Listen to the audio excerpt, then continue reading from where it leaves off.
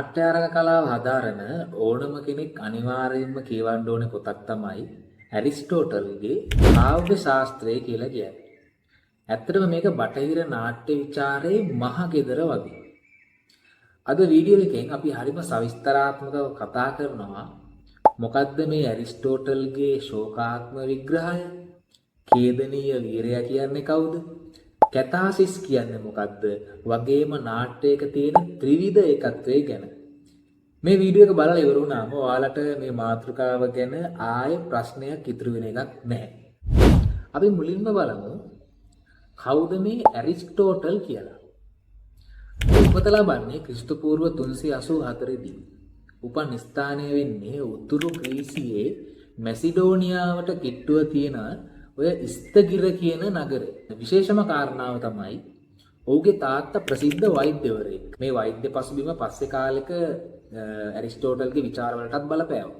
වයස අවුරුදු 17 දී, කියන්නේ ක්‍රිස්තු පූර්ව 367 ඔහු යනවා ඇතැස් නගරයට. ගිහින් ප්ලේටෝගේ ඇකඩමියට බැඳෙනවා. එතන අවුරුදු 20ක් විතර ශිෂ්‍යයෙක් සහ පසුව ගුරුවරයෙක් විදිහටත් ඔහු කටයුතු කරනවා. ඔහුගේ ජීවිතයේ වැදගත්ම කාලය වෙන්නේ වයස අවුරුදු 49 ඉඳන් 62 දක්වා කාලේ. මේ කාලෙදී තමයි ඔහු ලයිසියම් කියන අධ්‍යාපන ආයතනය පටන් ගන්නෙ.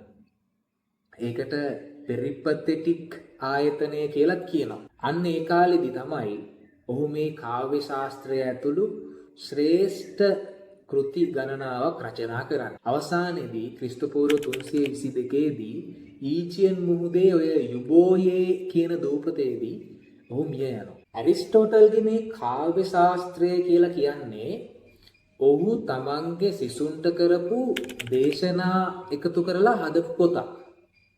මේක පරිච්ඡේද 26කින් යුක්තයි. ඒ කියන්නේ මේක මෙයා පොතක් ලියන අපරමාර්ථයෙන් ලියපු එකක් නෙමෙයි. මෙයා මේක ශිෂ්‍යයින්ට කරපු දේශනා එකතු කරලා සකස් කරපු පොතක්. පරිච්ඡේද 26ක් තියෙනවා මේක.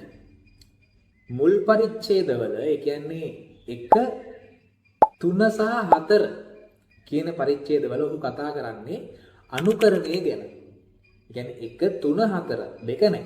1, 3, 4 අනුකරණය ගැන තමයි මෙයා මේවල කතා කරන්නේ. මෙයා කියනවා කවියෙකුට එහෙම නැත්නම් රචකයෙකුට අනුකරණය කරන්න ක්‍රම 3ක් තියෙනවාය. ඒවා ඔය මාධ්‍ය, වස්තු, විදි කියලා හඳුන්වනවා. මාධ්‍ය කියලා කියන්නේ ඔය වර්ණ, ශබ්ද, වචන වගේ දේවල් කියන්නේ පාවිච්චි කරන මාධ්‍ය. වස්තු කියලා කියන්නේ අනුකරණයට ලක්වන දේ මොකද්ද? ඒ කියන්නේ මිනිස්සුන්ද, මිනිස්සුන්ගේ ක්‍රියා ඒවා. ඊට පස්සේ විදි කියලා කියන්නේ ආයක ඉදිරිපත් කරන ආකාරය. ඒක නාට්‍යයක් විදිහටද, කවියක් විදිහටද, සින්දුවක්ද, ගීතයක්ද මොකද්ද කියන විදිහේ ආකාරය මොකද්ද කියන එක. ඒ වගේ අනුකරණය ගැන කතා කරනවා මෙයා ඔන්න ඔය 1, 3, 4 කියන පරිච්ඡේද වලින්. අපිට මතහැරුණා දෙවෙනි පරිච්ඡේදය. දෙවෙනි පරිච්ඡේදයේ වූ නාට්‍ය වර්ග දෙකක් වෙන් කරනවා. එකක් තමයි ශෝකෝත්පාදක නාට්‍ය. ශෝකෝත්පාදක වලට අපි ඉගෙන ගන්නවා ශෝක ජනක නාට්‍ය. එහෙම නැත්නම් ට්‍රැජඩි කියලා. මෙහිදී අනුකරණය කරන්නේ ප්‍රකෘති තත්වයට වඩා, ඒ කියන්නේ සාමාන්‍ය මට්ටමට වඩා හොඳ මිනිස්සුන්ව. ඒ කියන්නේ හොඳ මිනිස්සුත් ඉන්නවා. හොඳ මිනිස්සුන්ටත් වඩා හොඳ මිනිස්සු සාමාන්‍ය මට්ටමට වඩා හොඳ උසස් මිනිස්සුන්ව.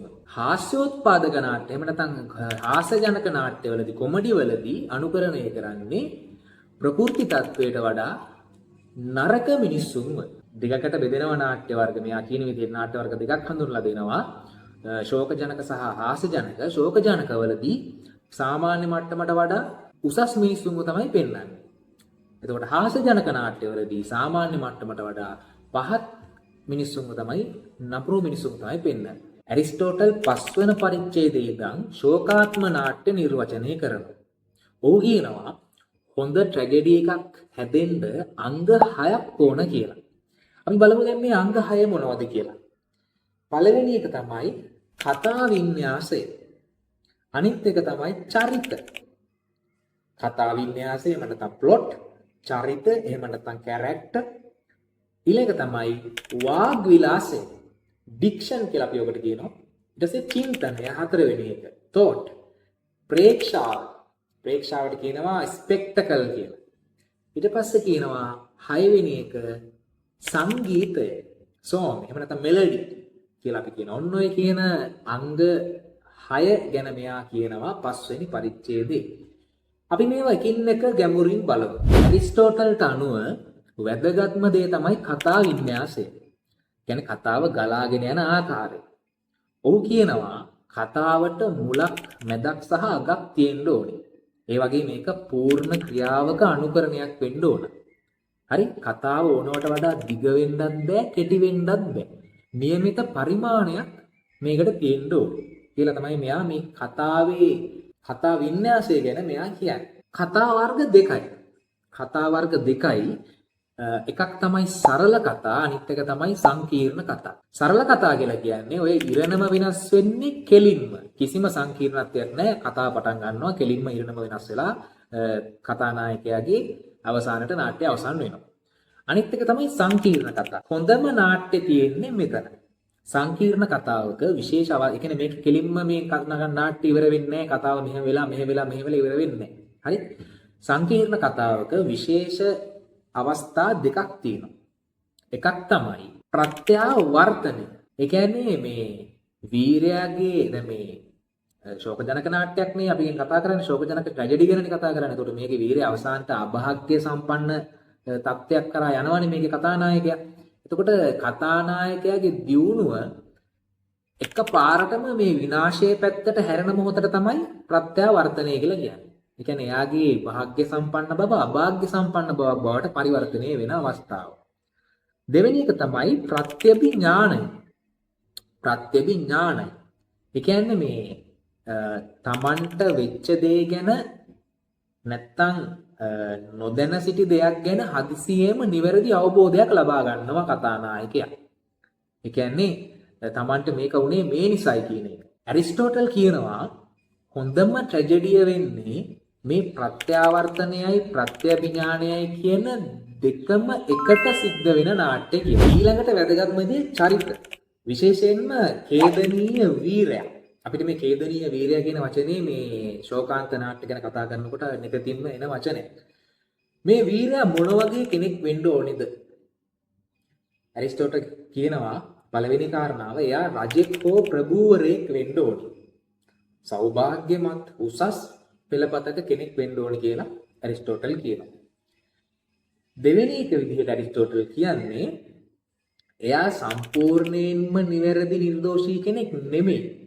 එයාගේ යම් අඩුපාඩුකම් අයහපත්කම් තියෙනවා කියලා තමයි එයා කියන්නේ. එයා සම්පූර්ණයෙන්ම නිවැරදි නිර්දෝෂ කෙනෙක් නෙමෙයි. තුන්වෙනි එක එයා විනාශ වෙන්නේ, ඒ කියන්නේ එයා අභාග්‍ය කරා යන්නේ එයාගේ නරකකමක් නිසා නෙමෙයි. එයා අතින් වෙන යම්කිසි ප්‍රමාද දෝෂයක් නිකන් අත්වැරද්දක් වගේ දෙයක් නිසා. මේකට ග්‍රීක භාෂාවෙන් කියන්නේ හැමකියා කියලා. තවදුරටත් මේ චරිත ගැන කියද්දී ඇරිස්ටෝටල් කියනවා චරිතයක අංග 4ක් තියෙන්න ඕන කියලා. ඒකේ පළවෙනි එක විදිහට එයා කියන්නේ චරිතයක් යහපත් වෙන්න ඕනේ. දෙවෙනි එක යෝග්‍ය වෙන්න ඕනේ. යෝග්‍ය වෙන්න ඕනේ කියන්නේ ඒ කියන්නේ පිරිමියෙක් නම් පිරිමි ගති ගුණ, දාසයෙක් නම් දාස ගති ගුණ, කාන්තාවක් නම් කාන්තා ගති ගුණ, මේවා චරිතයට අදාළ ගති ගුණ ටික යෝග්‍ය විදිහට තියෙන්න ඕනේ කියලා කියනවා. අනිත් එක තමයි යථාර්ථවත් වීම. මේ චරිත යථාර්ථවත් වෙන්න ඕනේ. මේවා නිකන් මේ අතිමානුෂීය චරිත වගේ වෙලා බෑ. ආයෙ තමයි චරිත සංගත වෙන්න ඕනේ. සංගත වෙන්න ඕනේ මේ කන්සිස්ටන්සි කියලා අපි කියන්නේ කන්සිස්ටන්ට් එකක්. කියන්නේ මුල ඉඳන් අග වෙනකන් චරිතයේ එකම ස්වභාවයකින් හැසිරෙන්න ඕනේ. එහෙම නැතුව මේ පටන් ගන්නකොට එක විදිහක් නාට්‍ය අවසන් වෙනකොට චරිතයේ හැසිරීම තව විදිහක්. එහෙම බෑ. මේ චරිතය ඒකාකාරී හැසිරීම රටාවක් පෙන්වන්න ඕන මේ කතානායකයාගේ චරිතය. දැන් අපි කතා කරන්නේ කැතාසිස් ගැන. කැතාසිස් කියන්නේ මොකක්ද? ශෝකාත්ම නාට්‍යයේ අරමුණ ගැන. මේකෙන් කියන්නේ මොකක්ද? ශෝකාත්ම නාට්‍යයක් බලනකොට ප්‍රේක්ෂකයාගේ හිතේ ප්‍රධාන හැඟීම් දෙකක් ඇති වෙනවා. පළවෙනි එක තමයි කාරුණ්‍ය. දෙවෙනි එක තමයි බය. කාරුණ්‍ය කියලා කියන්නේ වීරයා විඳින දුක දැකලා තමයි මේ කාරුණ්‍ය කියන්නේ ඇති වෙන්නේ. අනේ පවුනේ මෙයාට මෙහෙම වෙනවනේ කියලා. අනිත් එක තමයි බය. බය කියන හැඟීම. ඒ කියන්නේ ඒ වගේ ඉරණමක් අපිටත් අත් වේදෝ කියලා බයක් හිතෙනවා. ඒක තමයි අනිත් හැඟීම. ඒක කාරුණ්‍ය සහ බය. ඇරිස්ටෝටල් කියනවා නාට්‍ය මගින් මේ හැඟීම් මවුස්සලා ඒවා හිතෙන් ඉවත් කරලා පිරිසිදු කරනවා කියලා. බුචර් කියන විචාරකයා කියන විදිහට මේක හරියට හෝමියෝපති ප්‍රතිකාරයක් වගේ. ඒ කියන්නේ යම් රෝගයකට ඒ රෝගකාරක දේම යොදලා ප්‍රතිකාර කරනවා වගේ. දුක දීලම හිතේ තියෙන දුක නැති කරනවා. හරි? එතකොට මේකෙන් ලැබෙන්නේ ආධ්‍යාත්මික සුවයක්. මේකට භාව විශෝධනය කියලා කියනවා. භාව විශෝධනය කියන වචනේ. ඒක අපි පාවිච්චි කරමු ඉස්සරහට. ඉතින් මේ ඕකත් ශෝකජනක නාට්‍යවල තියෙන්න ඕන දෙයක් කියලා ඇරිස්ටෝටල් සඳහන් කරනවා.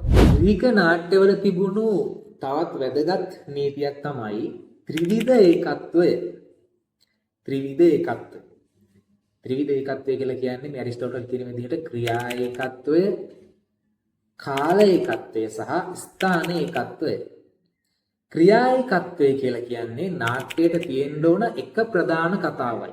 අතුරු කතා ගොඩක් බෑ. ඔය සංස්කෘත නාට්‍ය වලට එහෙම ගියාම එක එක අතුරු කතා එහෙම තියෙනවා ඔය සංස්කෘත නාට්‍යවල.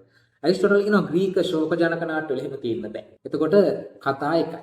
අනිත් එක තමයි කාල ඒකත්වය. කාල ඒකත්වය කතාව පවතින කාලය සූර්යාගේ එක් භ්‍රමණ වාරයකට සීමා වෙන්න ඕනේ කියලා ඇරිස්ටෝටල් කියනවා. ඒ කියන්නේ පැය 24ක් ඇතුළත සිද්ධ වෙන්න ඕන මේ නාට්‍යය සිද්ධ වෙන සිදුවීම.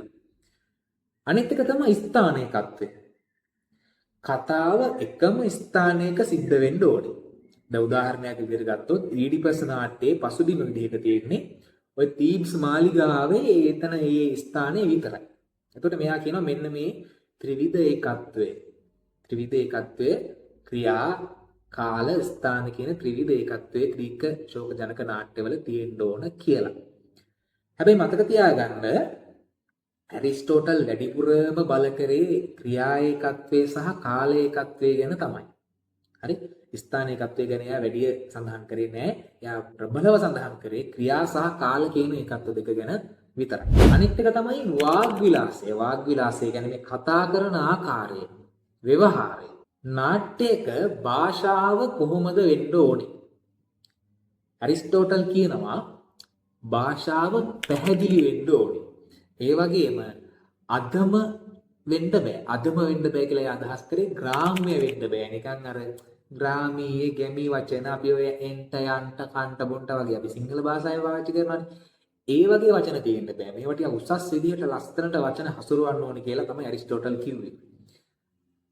එයා ඒවා ටිකක් කොටස් කරා සාමාන්‍ය වචන, අසාමාන්‍ය වචන, රූපකාර්ථවත් වචන වගේ කියලා ඔන්නෝම විදිහට. දැන් සාමාන්‍ය වචන කියන්නේ දිනපතා භාවිත කරන වචන. අසාමාන්‍ය වචන කියලා කියන්නේ ඔය උපභාෂා, ආගන්තුක වචන වෙන වෙන භාෂාවලින් කැඩිලා ආපුවා ඒ වගේ දේවල්. රූපකාර්ථවත් වචන කියලා කියන්නේ ඔය එක එක රූපක උපමා අලංකාර දාලා හදන වචන. ඒ කියන්නේ උදාහරණයක් විදිහට දැන් අපි මහලු වයස වගේ ගත්තොත් ජීවිතයේ හිරු බැස යන අවධිය වගේ ඒ වගේ දේවල්. ඒ වගේ රූපකාර්ථකවත් වචන. ආයා කිව්ව ප්‍රබන්ධ කළ වචන පාවිච්චි කරන්න ඕන. ඒ කියන්නේ ඔය අලුතින් හදපු වචන ප්‍රබන්ධනීය වචන, නව වචන, ප්‍රසාදනීය වචන, කෙටි කළ වචන. ඔන්න ඔය වගේ එයා එක එක වචන වර්ග මෙන්න මෙහෙම වෙන්න ඕනේ කියලා එයා ව්‍යවහාරය කොටස් කරලා මෙන්න මේ වගේ දේවල් තමයි මේක ඇතුළත් වෙන්න ඕනේ කියලා එයා සඳහන් කරා. මේ වචන හරියට පාවිච්චි කරාම තමයි නාට්‍යයට උත්තම වාග් විලාසයක් ලැබෙන්නේ කියලා ඇරිස්ටෝටල් සඳහන් කරනවා කාව්‍ය ශාස්ත්‍රයේ. අවසාන අංග තුන ගැන අපි කෙටියෙන් බලමු. චින්තනය. අවස්ථාවට උචිතව කතා කිරීමේ හැකියාව. අනිත් එක තමයි ප්‍රේක්ෂාව. ප්‍රේක්ෂාව කියලා කියන්නේ ඇරිස්ටෝටල් මේකට ලොකු තැනක් දෙන්නේ නැහැ. ඔහු කියන්නේ දෘශ්‍ය සැරසිලි වලට වඩා කතාව වැදගත් කියලා. හරි? ඒ කියන්නේ මේ ප්‍රේක්ෂාව කියලා කියන්නේ මේ වේදිකාවේ මොහොතින් මොහොත නැවෙන දර්ශනයට ප්‍රේක්ෂකයා ඇඳපද තබා ගැනීමනේ. ඒකත් එක්ක ඇති වෙන බොන්ඩ් එකනේ ප්‍රේක්ෂකයෝ. ඔහු කියන්නේ මේ දෘශ්‍ය සැරසිලි වලට වඩා කතාව තමයි වැදගත්. හැබැයි අපි දැන් නාට්‍යකරුවෝ ගැන කතා කරද්දී ඔය ඉස්කීලස්ලා සොෆොක්ලීස්ලා ගැන කතා කරා. ඉස්කීලස් සොෆොක්ලීස් වගේ අය කියන්නේ ලස්සන ඇඳුම් අඩි උස සපත්තු වගේ දේවල් මේවා අපි පාවිච්චි කරන්න ඕන. මේක ලස්සනට මේ රූපෙත් ලස්සනට තියෙන ඕන කතාව වගේම කියනවා. සංගීතය ගැන කතා කරොත් එහෙම ග්‍රීක නාට්‍යවල ගායන වෘන්දය ඉතා වැදගත්. ඒකෙන් ලොකු භාව ප්‍රබෝධයක් ඇති කරනවා. හරි? වාදන වෘන්දය, ගායන වෘන්දය. වෙනම විශාල ගායන වාදන වෘන්ද හිටියනේ මේවල. හරි. එතකොට ඒක තමයි ප්‍රධාන වශයෙන් ඒක තමයි පාවිච්චි කරේ කතාව ඉස්සරහට අරගෙන යන්න වගේ දේවල් වලට. අපි ග්‍රීක නාට්‍ය ශෛලිය ගැන කතා කරද්දී ඔය ගායන වාදන වෘන්ද ගැන අපි කතා කරලා තියෙනවා. ඒවා ගැන නැවත ඒක නිසා කතා කරන්න අවශ්‍ය නැහැ. ඔන්න ඔය විදිහට තමයි ඉතින් ඇරිස්ටෝටල්ගේ කාව්‍ය ශාස්ත්‍රය ඇතුලේ ශෝකාත්ම නාට්‍ය විග්‍රහ වෙන්නේ.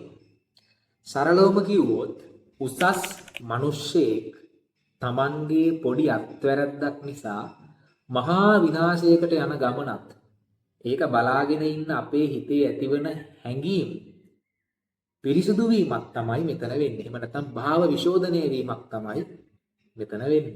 මේ වීඩියෝ එකෙන් ඔයාලට ලොකු දැනුමක් ලැබෙන්න ඇති කියලා මම හිතනවා. විභාගවලට වගේම නාට්‍ය නිර්මාණයටත් මේ දැනුම හරිම වටිනවා. ප්‍රශ්න තියෙනවා නම් පහලින් කමෙන්ට් කරන්න. වීඩියෝ එක හොඳ නම් ලයික් කරන්න, ෂෙයා කරන්න, අනිත් අයටත් බලන්න. එහෙනම් ඊළඟ වීඩියෝ එකෙන් හම්බ වෙනකම් ජය වේවා.